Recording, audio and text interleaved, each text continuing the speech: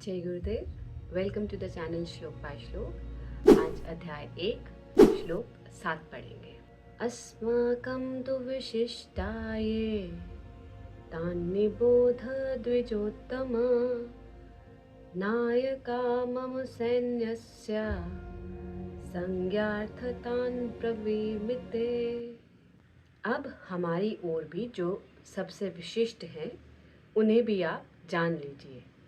ओ द्विजों में श्रेष्ठ, मेरी सेना के नायक, आपके ध्यान देने के लिए मैं उनके भी नाम बताता हूँ। यहाँ आप दुर्योधन के चलाक मन को देख सकते हैं। दुर्योधन किसी भी तरह द्रोणाचार्य का ध्यान अपनी ओर खींचना चाहता था। वह जानता था कि द्रोणाचार्य का मन इन सब चीज़ों से परे है, वो ऑलरेडी ट्रांसेंडेड है एक लेवल पे, लेकिन फिर भी वो उनको पूरी तरह द्वेष और पूरी तरह गुस्से से भरना चाहता था ताकि युद्ध में उनकी ही विजय हो। तो दुर्योधन कहता है, मैंने अभी आपको पांडवों की सेना के बारे में बताया, अब आप हमारी भी सेना में जो महान नायक हैं, जो महान योद्धा हैं, उनके बारे में भी जान लीजिए। तो यहाँ दुर्योधन ने द्रोणाचार्य के लिए द्विजोत्तमा शब्द का प्रयोग किया है। द्विजोत्तमा का मतलब होता है 2 बार जन्मा, जिसने 2 बार जन्म लिया हो। तो पहले समय में ब्राह्मणों को द्विजोत्तमा कहकर भी संबोधित किया जाता था।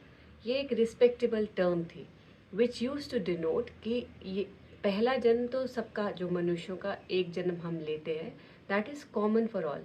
लेकिन जो ब्राह्मण होते हैं उनका दूसरा जन्म तब होता है जब वो अपना सारा एजुकेशन, अपना सारा स्टडीज़ फिनिश करके अपने अंदर जाके जब उनको दिव्य सत्ता का रियलाइजेशन हो जाता है, when they become self-realized, then people used to call them द्विजोत्तमा, कि इन्होंने अपना आत्म साक्षात्कार भी कर लिया है, तो इनको ज्ञान प्राप्त भी हो गई है। तो ज्ञान प्राप्ति के बाद इनका दूसरा जन्म हो गया है।